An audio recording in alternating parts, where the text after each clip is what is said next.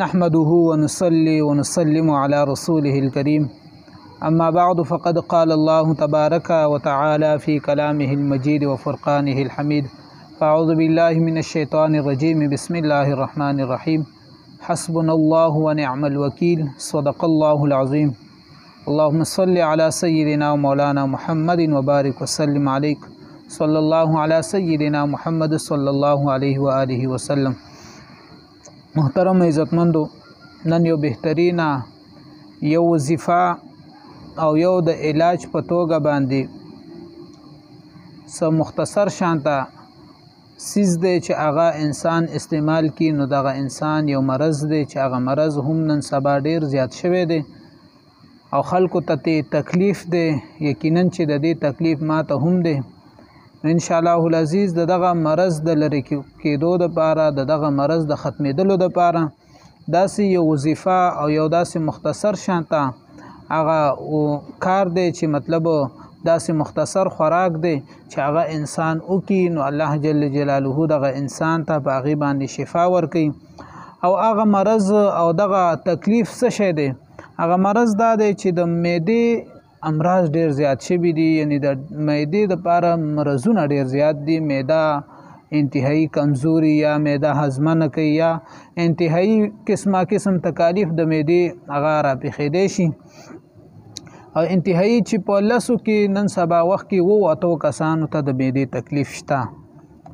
نو راځئ چې دغه معدې دپاره څه مختصر شانته وظیفه ده دغه ووایو او د هغې نه علاوه داسې مختصر شانته خوراک دی چې هغه وکړو نو ان شاء الله العزیز رب ذوالجلال جل جلاله به دې سره زمونږ او ستاسو د ټولو د معدې تکلیف ختم کړي. الله جل جلاله دې وکړي چې دې سره زمونږ د معدې تکلیف ختم شي. د ټولو نه اول چې کله د انسان معده باندې تکلیف شي، کله د انسان په معده باندې تکلیف راغلی، دته د معدې تکلیف شولو یا سوځېدله یا نور څه تکلیف دته راغلی، نو دغه انسان دی دغه دوه الفاظ ووایي، دغه دوه ښایسته ښایسته الفاظ دي دغه دی ووایي نو دغه انسان ته به الله جل جلاله دغه معدې تکلیف ختم کی. او مخکې وروستو به یو ځل درود شریف وایي او په منځ کې 11 کرته به دغه الفاظ وایي چې یا قویو یا مقویو، یا قویو یا مقویو، یا قویو یا مقویو. دا به 11 کرته وایي ان شاء الله العزیز. دې سره به دغه مرض یا دغه معدې سوی یا چې کوم تکلیف یې دغه به ورسره الله جل جلاله ختم کی.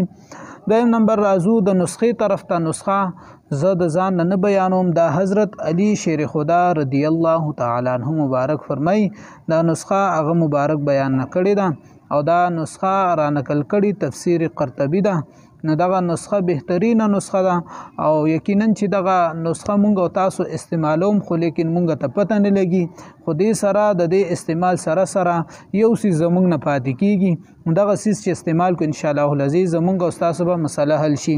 نو چې کله هم انسان انار رواخلی او انار دانې دا خوري، انار دانې دا خوري نو دغه کې چې کوم دا نری دا باریکی پتی دی یا مطلب دغه نری باریکی چې کوم دغه د دانو نه توشوي پردی دی دغه دی هم ورسره اخري، یعنی دا دی هم دغه انار دانو سره اخري. نو خدای پاک جل جلاله به دغه انسان دغه معده مضبوطه کی، طاقتور به کی او د معدې چې کوم تکلیف دی هغه به الله جل جلاله ختم کی. خدای پاک جل جلاله دی څومره کتون کی دی او دا ویډیو وکتله او مخکې ملګرو سره شیر کړله. خدای پاک جل جلاله دې ټولو له جزای خیر ورکي. یا الله جل جلاله مونږ له په دې باندې د عمل کولو توفیق را نصیب کی. آمین یا رب العالمین.